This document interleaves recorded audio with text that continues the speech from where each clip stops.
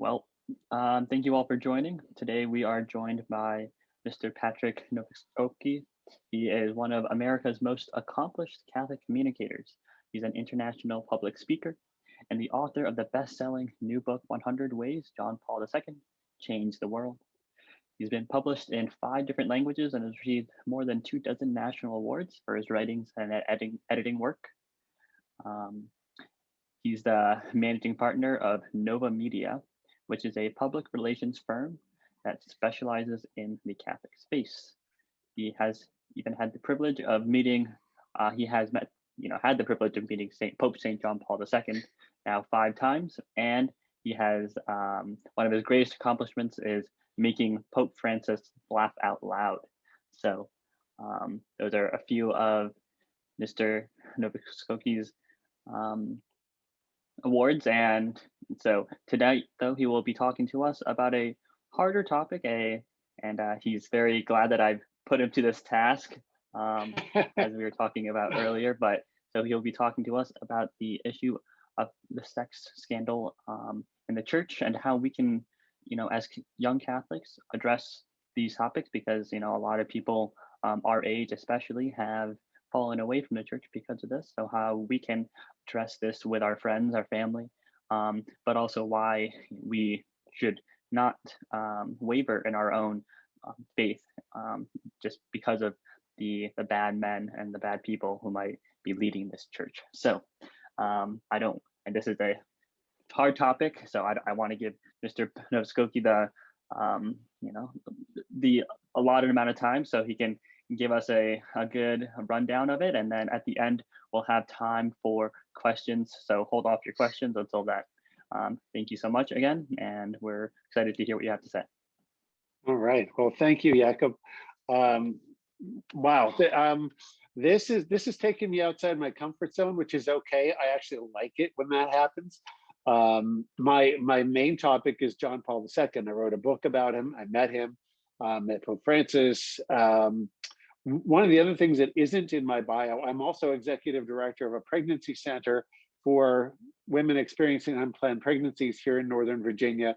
I'm also a marathon runner. And I guess while we're on that other stuff, before we dive into the tougher stuff, when I met Pope Francis, people always ask me this, and I know I'll get the question, so I'll just get that out of the way. How did I make the Pope laugh out loud?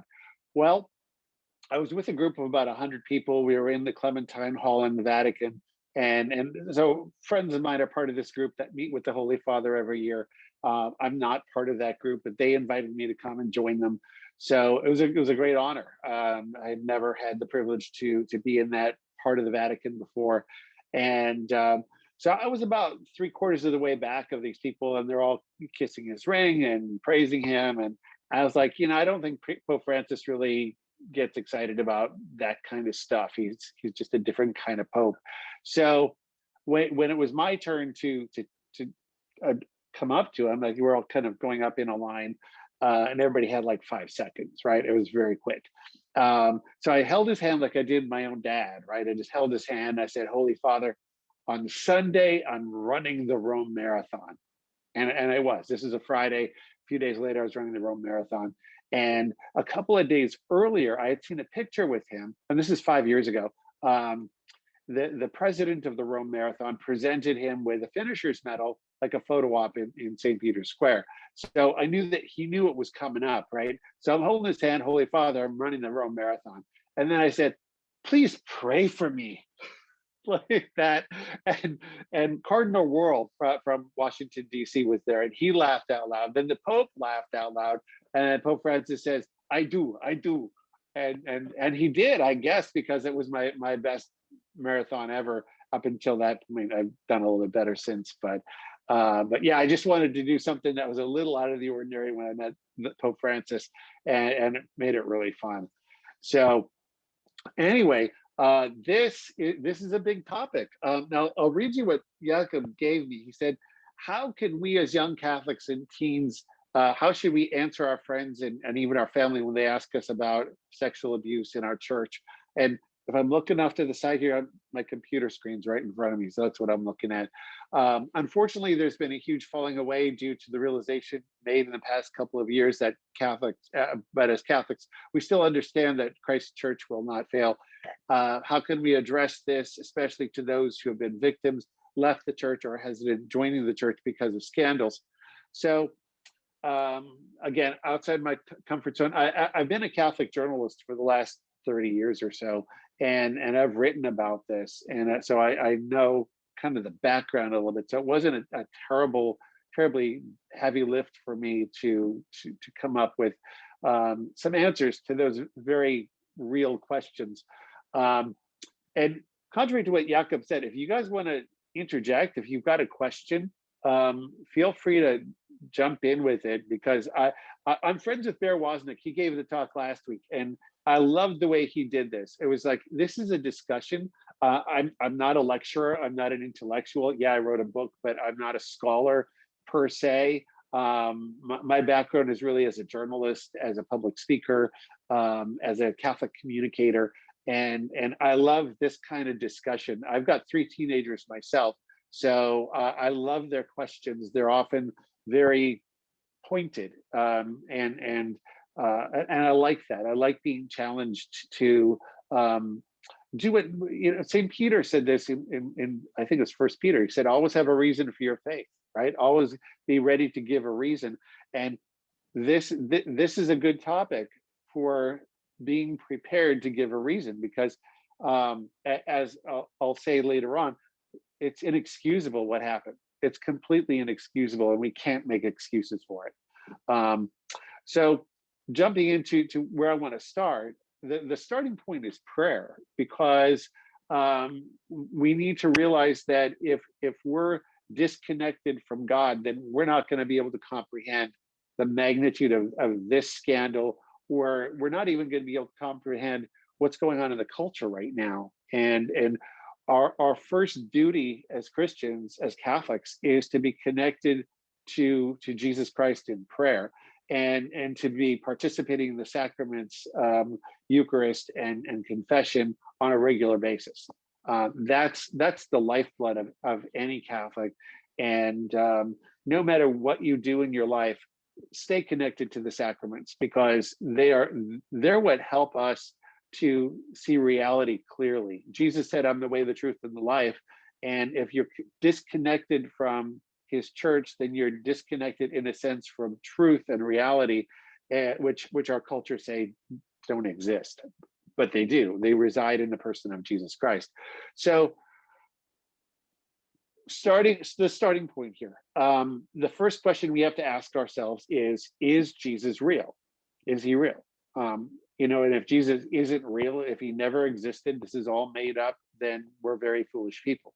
But the truth is that Jesus is real. He did exist. As a matter of fact, there's more historical evidence for Jesus outside the Gospels than for most rulers of Rome, most of the Caesars. There's very clear empirical evidence that Jesus was a rabbi in Jerusalem in first century AD, around the time that the scriptures say that he existed. So Jesus was a real person. There's no question about that. That's historical fact. Second, is Jesus who he said he was? He claimed to be the Son of God. No other founder of a religion said, "I am God." No one said that. Buddha didn't say that. Confucius didn't say that. Martin Luther in the Reformation, he didn't say that. Some of them said, "Look at my teachings. That's the truth." None of them said, "Look at me." None of them said, "Eat my body and eat my blood." Nobody said that. So Jesus is either, he existed, we know that. So he is either a Lord, lunatic, or liar. He was either a deceiver, and if that's the case, we need to run away from him. He was a lunatic. He was crazy, because who says, "Eat my body, eat my blood"? That's a crazy thing. And when he did say that, a lot of people just left. They took off. They said, "Lord, this is a hard teaching." John 6:66, right? Who can stand it, right? So they left him. And the disciples, Jesus said to the disciples, "Are you going to leave me too?" And they said, "Lord, where will we go? You have the words of eternal life." So that only leaves one answer. He was who he said he was. And the empty tomb is the evidence of that.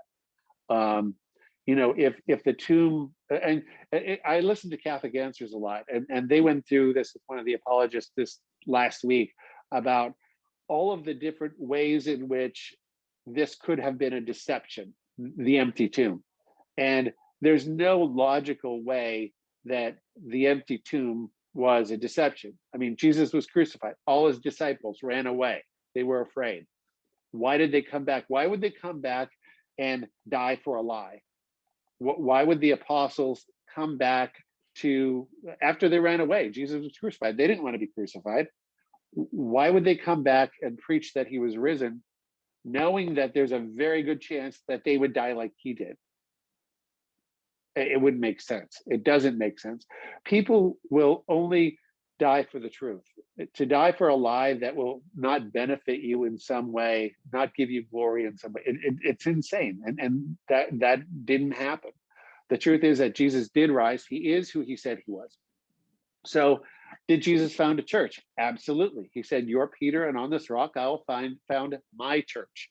So this is not the Pope's church. It's not the priest's church. It's in a sense, it's our church because we are the body of Christ. But Jesus Christ is the head of the Catholic Church. He founded it. He's the founder. He's still on the throne in heaven, at the right hand of the Father. It's his church. He established it. Peter, the Pope, is just his vicar, his apostle, his right hand man, his prime minister on earth. So that's the reality. And what's the purpose of the church? Well, Jesus gave the Great Commission before he ascended into heaven. Go out and make disciples of all men, baptize them and women, and baptize them in the name of the Father, Son, and Holy Spirit. So that's why the church exists. It exists to evangelize. Paul VI said this very clearly. John Paul II, my hero, preached it incessantly, that the church exists to evangelize. That's why he founded World Youth Day. That's why he wrote the Catechism of the Catholic Church and had it published. All of these things are for catechesis and for evangelization. No other faith explains in such great detail what it believes and why as the Catholic Church in the Catechism. It's an indispensable book that every house should have. So why did Jesus choose sinful men to lead his church? Well, he handpicked his apostles, and one of them betrayed him and ended up committing suicide. The guy that he picked to be the first pope denied him 3 times. And all but one ran away. So we have very fallible men. The first priests, the first bishops, the apostles, they were very fallible men. They made a lot of bad mistakes, but ultimately they gave their lives for the cause, for what Jesus stood for and what he asked them to do. And the only way they were able to do that is by the power of the Holy Spirit. I mean, you can't confess that Jesus is Lord without the Holy Spirit. So we're led by men in a church that is founded by the creator of the universe. He picked fallible men. Does that excuse the abuse scandal? Absolutely not. It's not an excuse. But it's just the reality that our church is led by men who are supposed to be holy. We have to recognize that they're imperfect. But within the Catholic Church resides the fullness of truth. Other churches have partial truth, but only the Catholic Church has the 7 sacraments, again, the Eucharist and reconciliation being the ones that we need to immerse ourselves in completely. So despite this historic failure, the sexual abuse crisis that has been plaguing the church for the last 20 years and has existed for most of the 20th century, and not only in the United States, but around the world, we still have to look at Jesus' words. Lord, to whom shall we go? You have the words of eternal life. The Catholic Church holds the fullness of truth. The deposit of faith is in the Catholic Church. There is really no other place to go.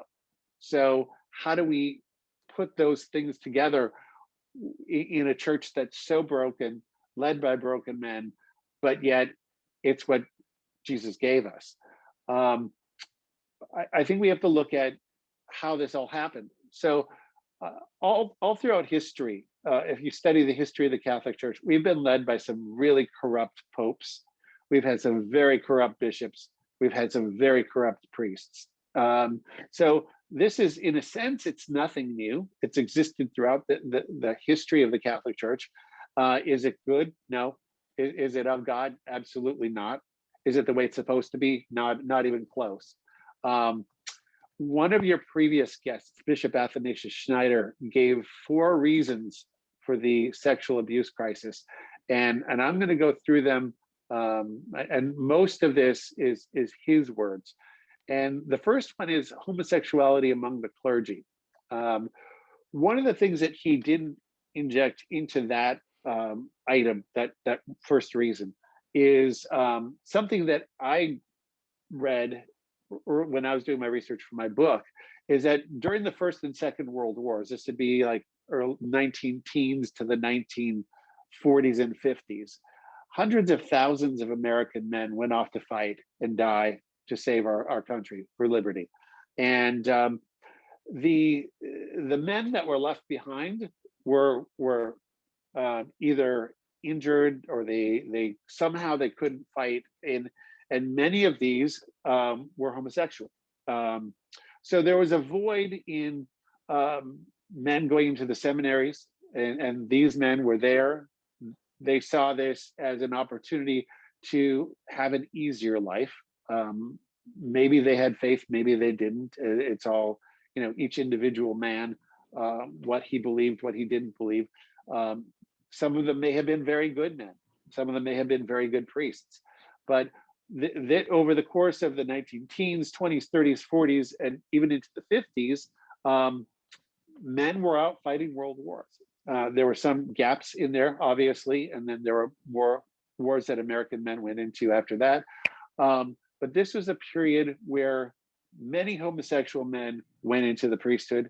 As the decades went on, they became bishops, and then they became seminary rectors.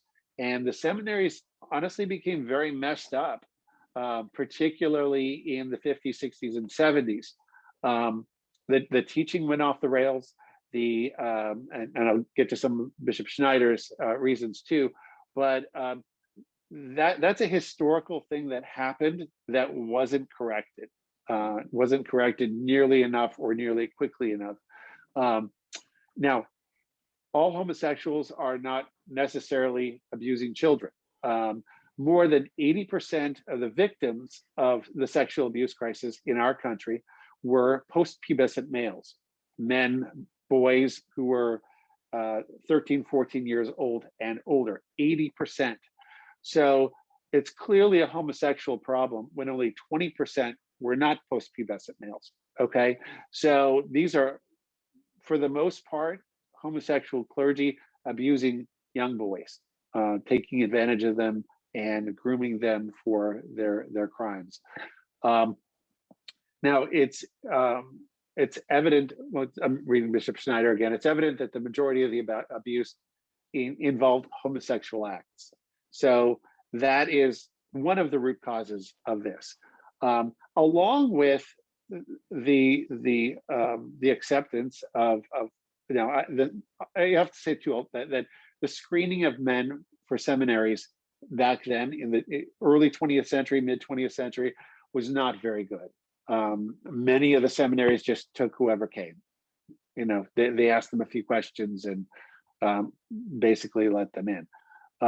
Screening for priests today is very stringent, very, very stringent. And I'll get to that a little bit further down. But to become a priest today, you have to go through a lot of testing. You have to go through a lot of analysis, a lot of questions that are very uncomfortable. And that's good, because we only want the best men for priests. We only want those who take their faith seriously, who are well balanced psychologically and in every other way. Okay, so Bishop Schneider's second reason is relativism of doctrine. Pope Benedict called this the dictatorship of relativism, where you have your truth, I have my truth, but there is there's no real truth to anything. The truth is whatever you want it to be, whatever you say it is. And essentially that is kicking God off the throne and saying, I'm making up my own reality. I'm making up my own truth. God's off the throne. I'm on the throne of my own life. I'm the decider of everything that's real and not real. Um, and it's really living in a fantasy world, because there is objective reality, and if we're not living with that clearly in our minds and our hearts, then we're living in a fantasy world. And the other reality that people often deny is that we're going to die, we're going to stand before the Lord, we're going to be judged, and there are only two destinations.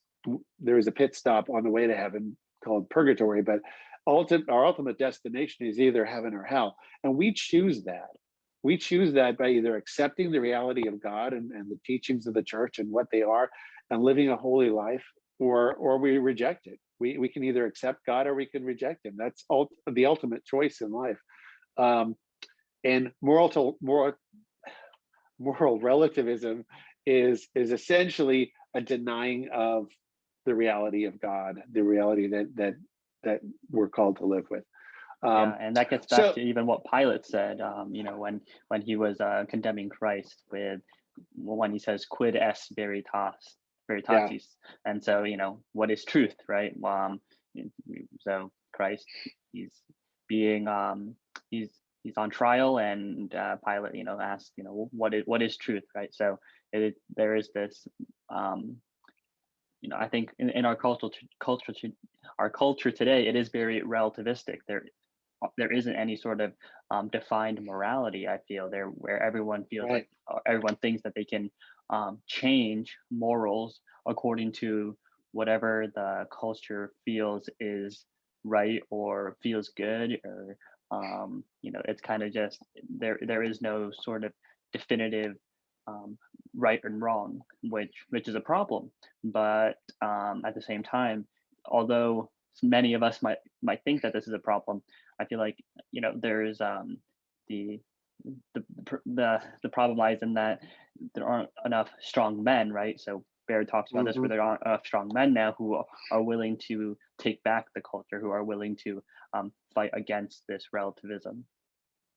right.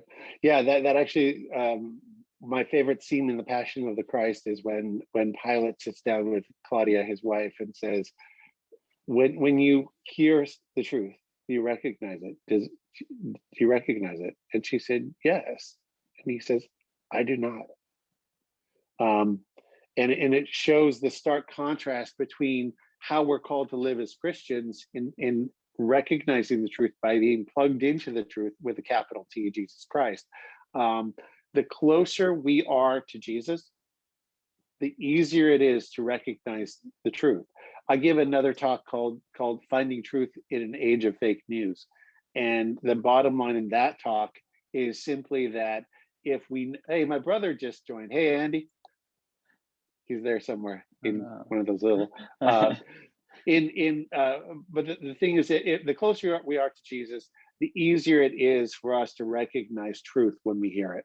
And that's really our call back to the sacraments, right? Back to receiving the Eucharist on a regular basis, daily if you can. Going to confession at least once a month. Very important to kind of keep our head in the right place, and have a regular prayer life. Pray. I'm married. I've got kids, so I pray with my family. I pray alone with my wife, and I pray by myself.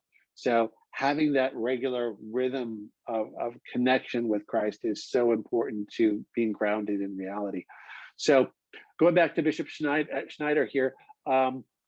So he says that we're talking about relativism. So he said that, during this period, morals were not clearly taught in the seminaries, particularly over the last 50 years.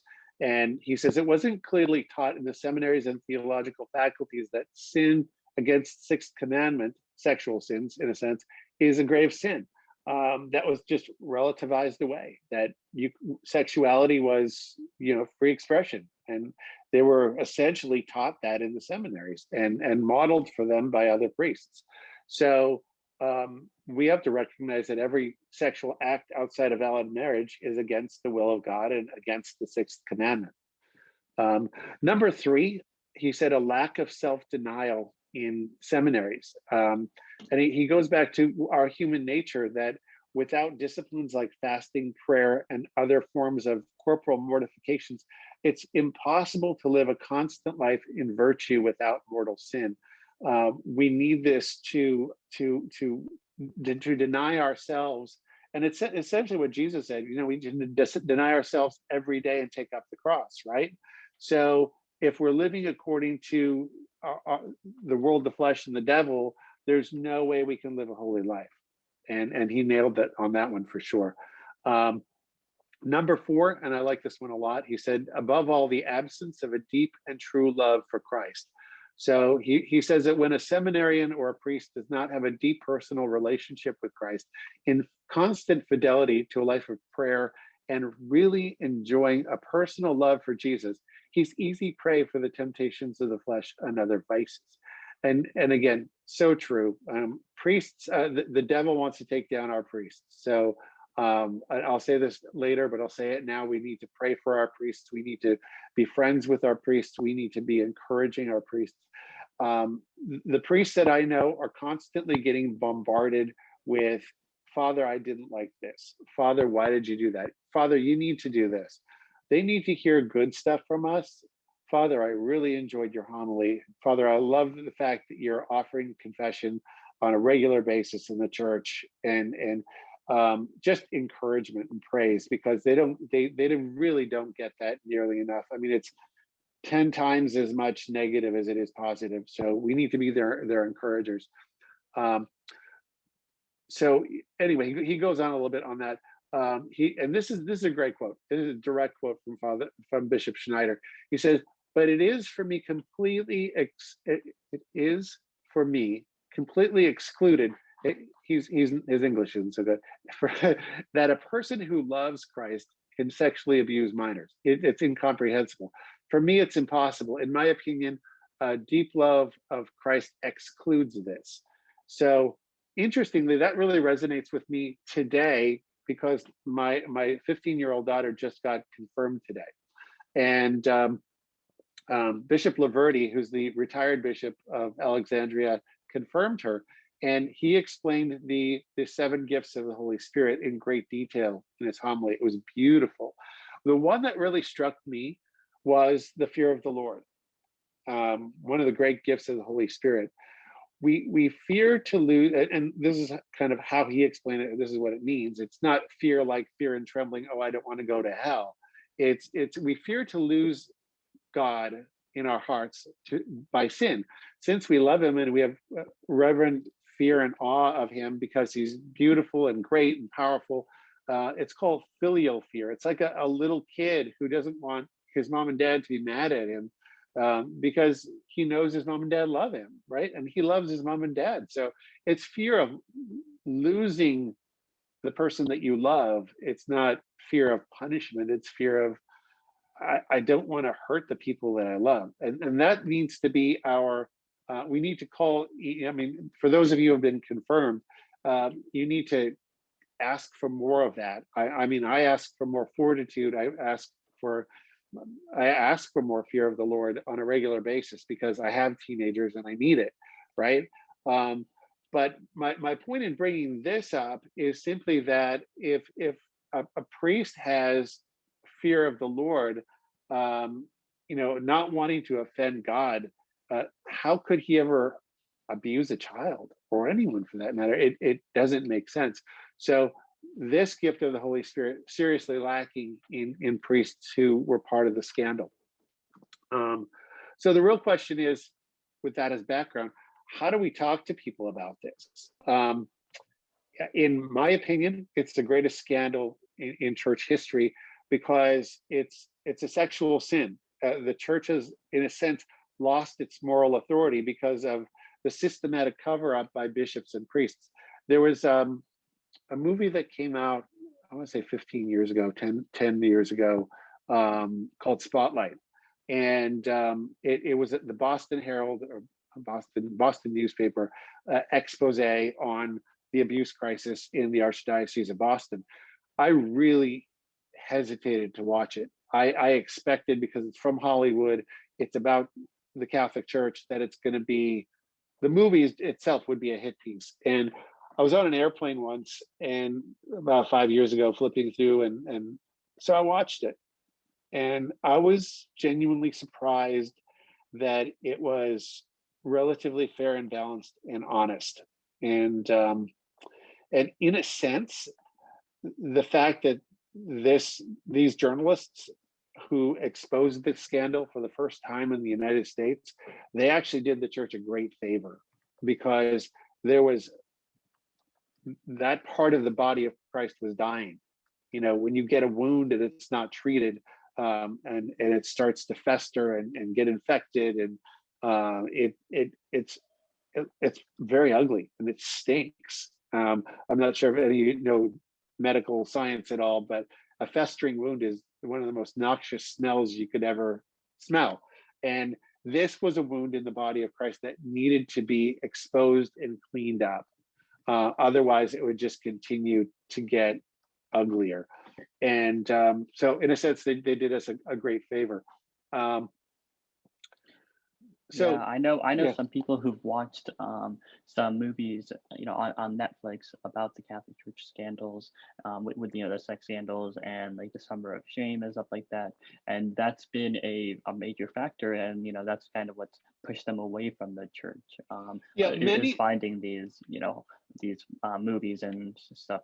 So Most of the movies have been hit pieces. They want people to walk away from the church. This movie Spotlight, I thought, was fair, balanced, honest. It's the only one that I would recommend, of a secular nature on this crisis. Um, so, in that same vein, it was a massive failure of faith, failure of leadership, and it's inexcusable and indefensible. There's no way that any of us should be defending what happened, either the abuse or the cover up. It should never be excused. Um, so, but that said, after it was exposed, the bishops got together and they put together policies and procedures that have, in my opinion, made the Catholic Church the safest place for children in the whole country. There are reforms over the last 20 years, have been staggering. There's a zero tolerance policy when it comes to churches. Every diocese, everyone who works with children, everyone who volunteers at a church needs to have training, and they need to be vetted, and they are vetted. And people are watching for this stuff now. We're around priests a lot. I've got children. My wife works in a Catholic school. I've been working in ministry my whole life. Now that we know that this had been happening, as parents, we're very careful, even with priests that we know and love, right? So it's a very safe environment right now, safer than the Boy Scouts, safer than the YMCA, public schools, and other non-Catholic churches. And the Catholic Church in the United States has really come up with a template for other organizations, secular and non-secular, to use and to roll out and put into their organizations to keep children safe, if they really want to keep children safe. And I hope that they all do. And you that's mentioned there really just you mentioned yeah, it just a brief a good point there, just on the issue of other churches as well. We don't really hear about the sex scandals or the cover-ups and stuff from other yeah, ecclesiastical communities and stuff. So is that prevalent a lot, or is it only absolutely. the Catholic Church? Now about the same percentage in other denominations, and other faiths. If you live in New York City and you read the New York Post, you'll know all about the rabbi scandals, abuse scandals with rabbis in New York City. Um, it's the devil attacking people of faith, and going after the shepherds, to scatter the flock. It's really that simple. I mean, the devil's not going to use one tactic for the Catholic Church and leave the other faiths alone. It's same thing. So it's a universal problem. It was a huge scandal in the United States and in Ireland, because there are more Catholic people here. But every country, of pretty much of any size, over the last 60 years has had this type of thing happening in their congregations. So what do we do? What do we say? First, we don't excuse it. We don't make excuses for the abuse or the cover up. We pray. Second, we pray for priests. Third, we get to know good and holy priests, and we need to demand good priests. We should have good priests. And if a priest is not the man he should be, if he's got problems, then his bishop needs to know about it. And if his bishop's not addressing the problem, then we go higher. We go to the regional archbishop. We write letters to the Vatican. We need to hold our clergy accountable, and we need to hold them up in prayer. But the thing is, if we're not praying for them, we have no right to criticize them either. That the prayer needs to come first. It absolutely has to come first, because we're all sinners. We're all in need of reform. But if we're not praying for those who are leading us in the faith, then how can our complaint, in a sense, make a difference? One of the things that I want to encourage you all is that holiness is more attainable when you're being strengthened, encouraged by your friends instead of discouraged. One of my favorite saints, particularly as it comes to young people, is St. John Bosco. And in one of my talks, I quote this from him almost every time. He said this. He said, "Fly from bad companions as you would the bite of a snake, a poisonous snake. If you keep good companions, I can assure you that you will one day rejoice with the blessed in heaven. Whereas if you keep with those who are bad, you will become bad yourself, and you'll be in danger of losing your soul." So, and this is, in a sense, related, because we need to strive for personal holiness ourselves and be models ourselves.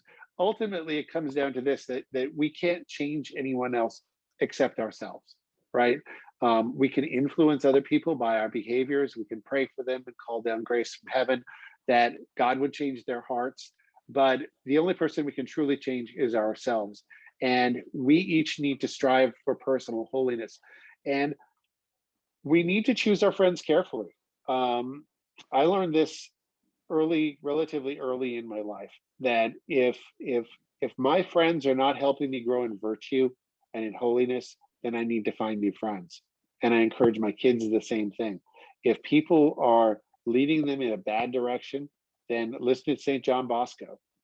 We need to choose friends who will lift us up, friends who will help us when we're down, friends who will encourage us, friends who will criticize us only to turn us in the right direction with that intention.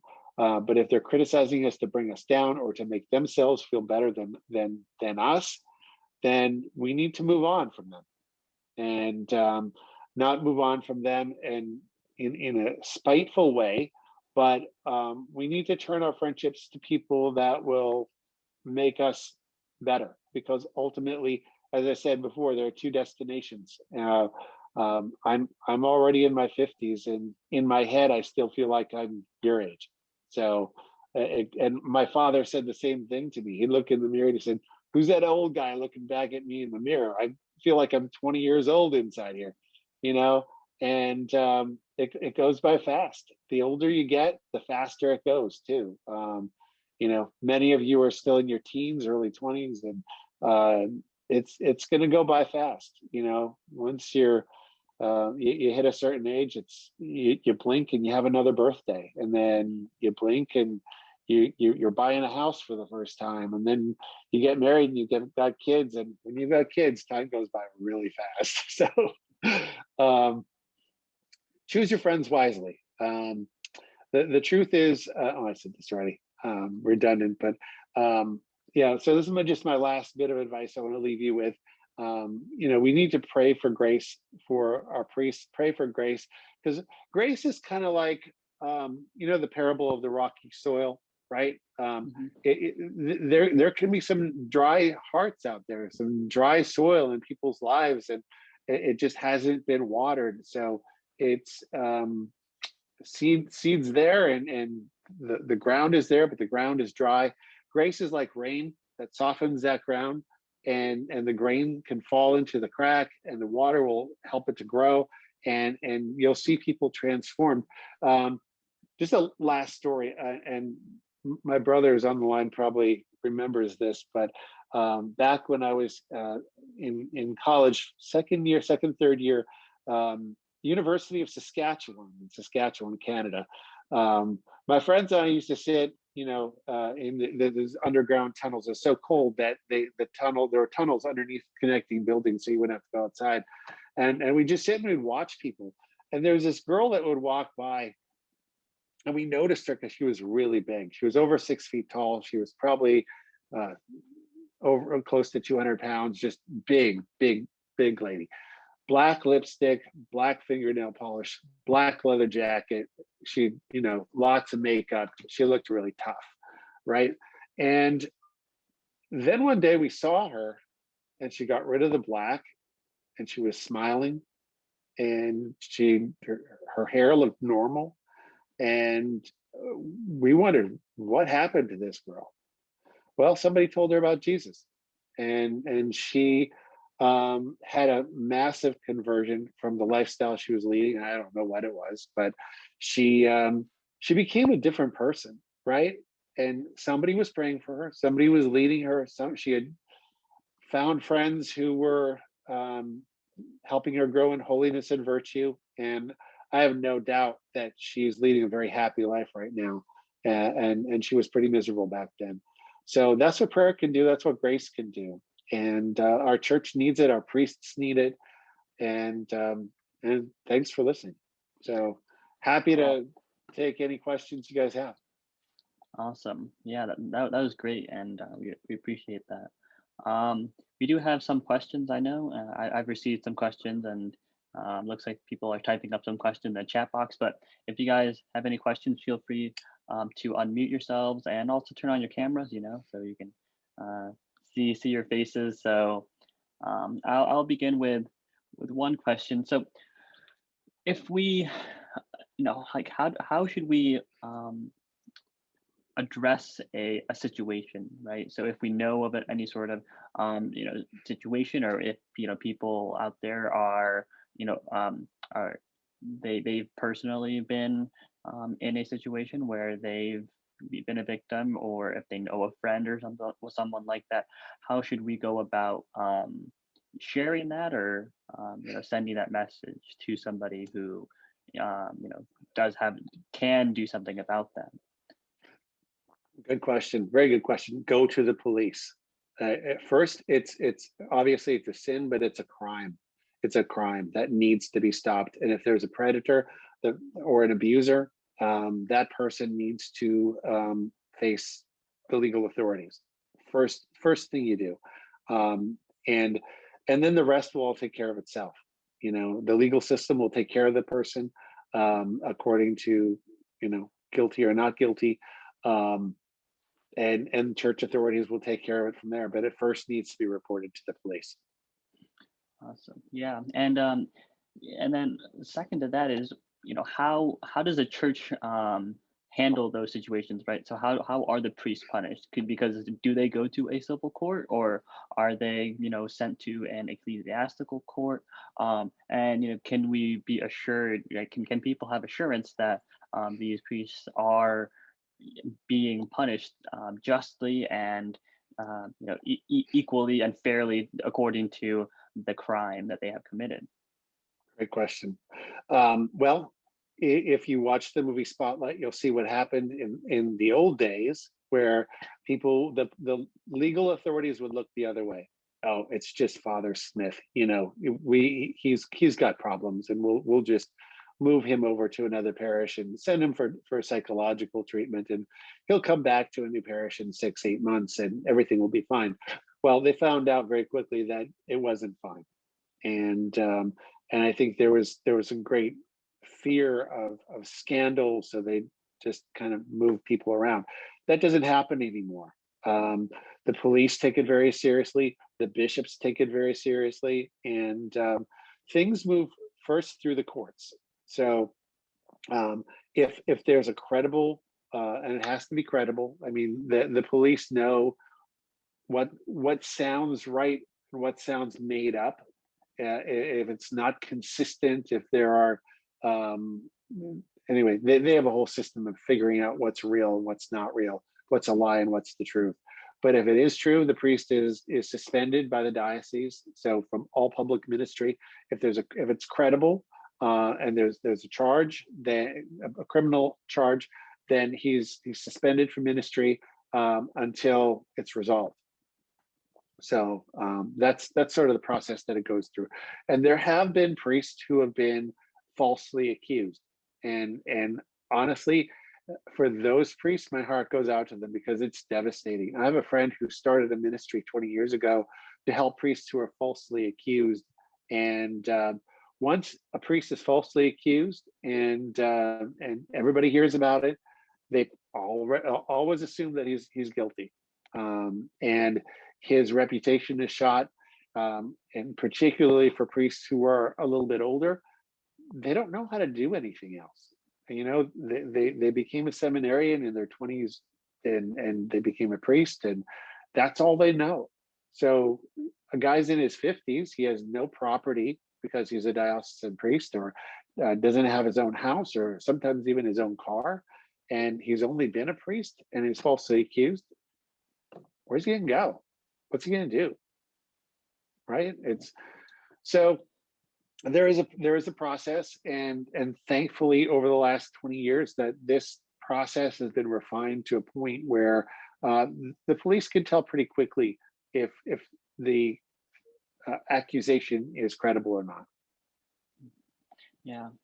Yeah, and yeah, I've kept a little bit of I've been aware of a couple of cases where priests and bishops have been falsely accused, and like Cardinal Pell, that Right. was a big one. So yeah, I mean it's devastating, and it leaves Yeah. it's also that's the same way in the civil world as well, with just the secular realm where even if a person, a politician or anyone who is falsely accused, their whole life is also ruined. But Yeah. um, Yeah. Trey has a question here. He says, "Why do you think that the sexual abuses within the Catholic Church seem to get so much more media coverage than those Huh. occur in the other faiths?" Well, because the devil hates the truth. He hates the Catholic Church. And as I said before, the fullness of truth resides in the Catholic Church, and it is despised and hated by the devil. And for people who are there are many people that have an axe to grind against the church too. There are many people that have been wounded by the church, by priests, and they see this as an opportunity to stick it to the church. Um, and they've lost their faith, so they're angry. And so yeah, there's a multitude of reasons, but I mean ultimately, from my perspective, it's a spiritual battle, right? And the devil knows that the Eucharist is real, and that the sacraments are real, and that's where people can find um, a transformation of their lives, and a connection to Christ like no other. You can find connection to Christ in every Christian church, but not to the extent that you can in the Catholic Church, where we have the sacraments. So that's kind of where I come from on that. Mm. Yeah, so we have a longer question here from Shannon, and she asks, so why do some bishops, archbishops, priests get seemingly left off the hook when they are involved in scandals or cover-ups, while other clergy don't? So she gives an example of Bishop Binzer from the Archdiocese of Cincinnati. I'm not familiar with this case, but she says that he was involved in one of these abuses, either a cover-up or um, a sexual sin himself with an altar server, but it seems that he got left off the hook and is now serving at a new church. So are there sometimes Huh. when some priests or bishops, they are accused, and then they if the police and people don't find these threats to be credible, or accusations rather to be credible, then they are just sort of reassigned to new churches, a new location, or um, even if they are falsely accused, is it more like just for the for public approval, I guess. Similarly with just when Pilate condemns Christ because maybe he didn't see any sort of wrongdoing, where he just kind of washes his hands and does what the crowd wants. And so even if the group of people want the priest to be or the bishop to be removed, then they should be removed. So how does that work exactly? Yeah, I'm not familiar with that case. The, I'm convinced that there are cases where people who were actual abusers got let go. There are still, in my perspective, still bishops that run cover for homosexual priests. There are a number of high-profile Catholic priests who condone homosexual behavior among priests, among the faithful, and say that it's just fine. There's a whole group of bishops in Germany, in particular, who are angry that there's any Catholic teaching against homosexuality. They see no problem with it. So there is, and there are priests and bishops that have very high connections with prosecutors and governors and mayors, police chiefs, where they can run their connections and get people off or get themselves off of charges. That kind of corruption still exists, and the fact that if it exists in the Catholic Church, it doesn't surprise me. And there's still there. Our problem isn't solved. It's not solved. It's, as I said early in my talk, that we've always had corruption in the church, all the way back to Judas. It's always existed. It's never going to go away, unfortunately. We're never going to have 100% of our bishops and priests be holy men, and that's tragic. But it's the reality that we need to face, and we need to have our eyes open.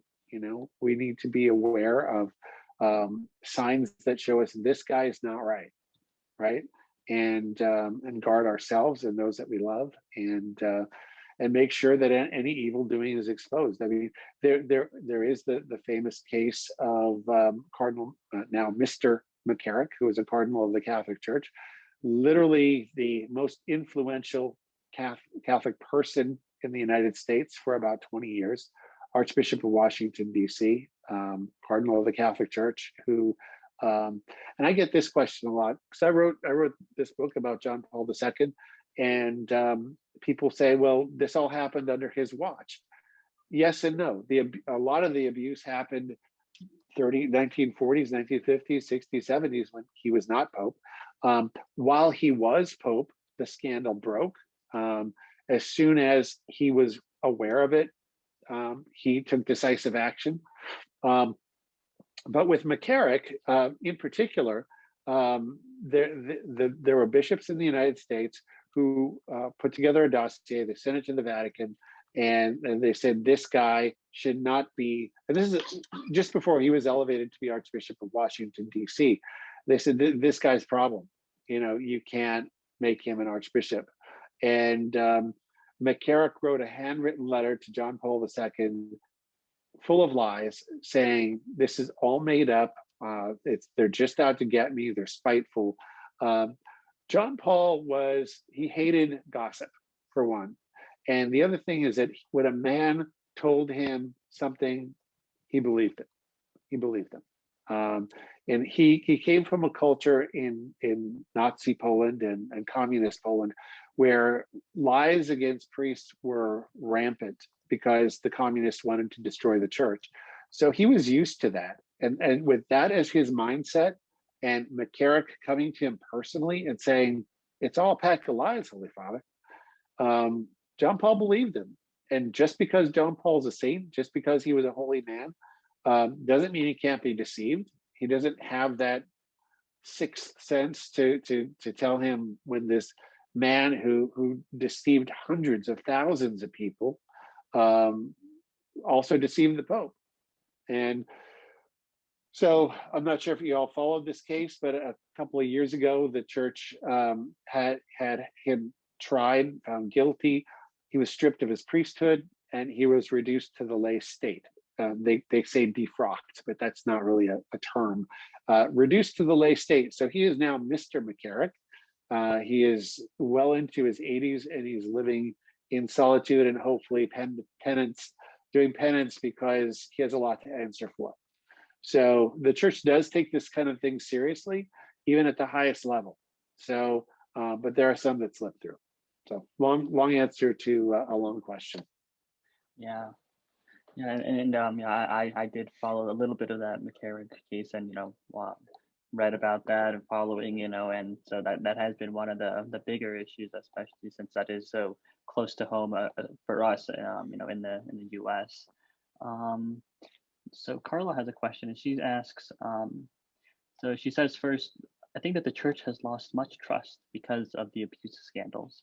Do you think that the church will regain that trust? And along with that, what do you think um, the church needs to do in order to regain that trust? Can we, as the next generation of Catholics, do something to get that started? Yeah, I think that the bishops recognized early on that they needed to do something very drastic to regain that trust. The church lost its moral authority 20 years ago when the scandal broke, and the bishops set this zero tolerance policy. Unfortunately, they exempted themselves from it, which is a huge problem. And if I remember right, they have since amended that. I could be wrong.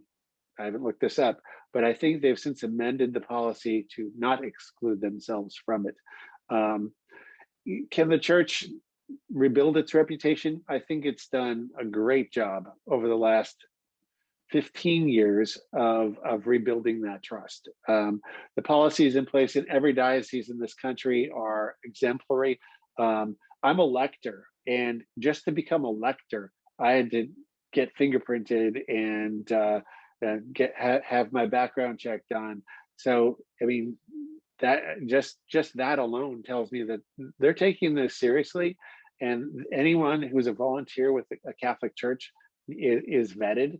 And to just the awareness that this could happen, people are on their guard when they're around priests, particularly with people with children. There's not the naive trust that was part of the culture, and unfortunately, that's been destroyed. The absolute trust in priests is I think forever destroyed. There's no more absolute trust. Yes, we trust them, but absolutely without a thought, no. And I don't think that's coming back. Yeah, for sure, and it's sad because there are so many great priests out there that I know of, and that, I'm sure that we all know of great priests out there. But it's Yeah, sad that and this needs to be said too, that more than 99% of priests have never abused, and this is over the last 100 years. 99.5%, 99.8%, 9% have never abused anyone and have lived their vocation beautifully. But that small sliver of people in the priesthood who have done these grave sins have really hurt a lot of people who were not directly involved. And that's their brother priests are gravely wounded by the sins of their brothers. So, and again, praying for priests is a great ministry that we all need to be part of.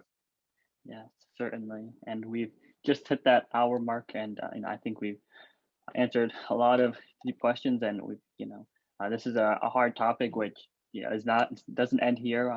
We do have to continue to pray, like you've said so many times, and pray for the priests, but and do what we can to make our own lives holy, because when we make our lives holy, it also helps to make the whole church, because we are a communion of individuals that make up the body of Christ. So making our lives holy will also help to make um, the priests more holy. So on that note, could you close us in just a few final words, and then also where we might be able to find more of your media, where we can find more of you, and then close us in a prayer.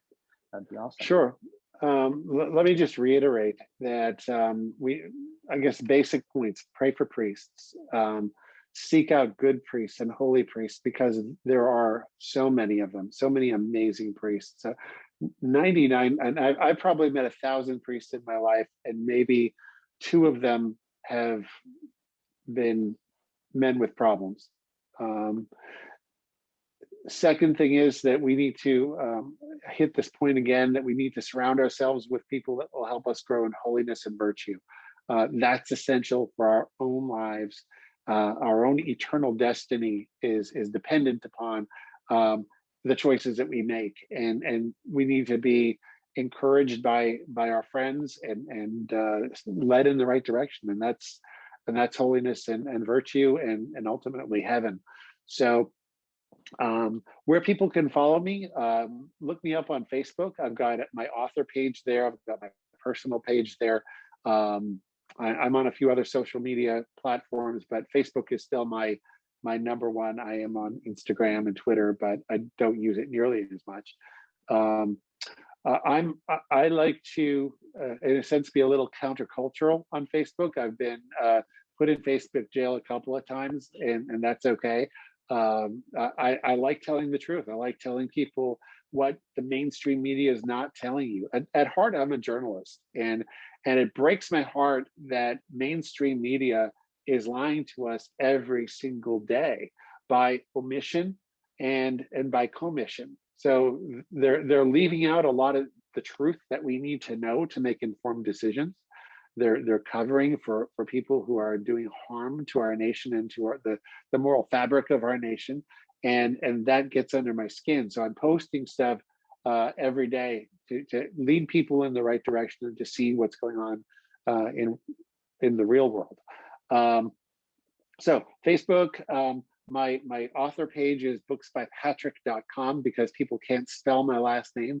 So just booksbypatrick.com. My business website is catholicpublicist.com.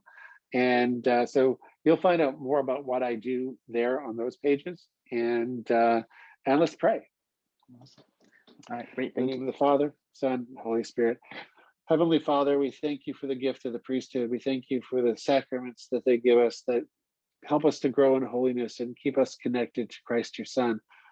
We pray for our priests. We pray for an increase in vocations and holy vocations to the priesthood. And we pray that you would continue to use us for your glory and for the glory of your name and the salvation of souls. And we ask the intercession of our Blessed Mother. Hail Mary, full of grace, the Lord is with you. Blessed are you among women, and blessed is the fruit of your womb, Jesus. Holy Mary, Mother of God, pray for us sinners, now and at the hour of our death. Amen.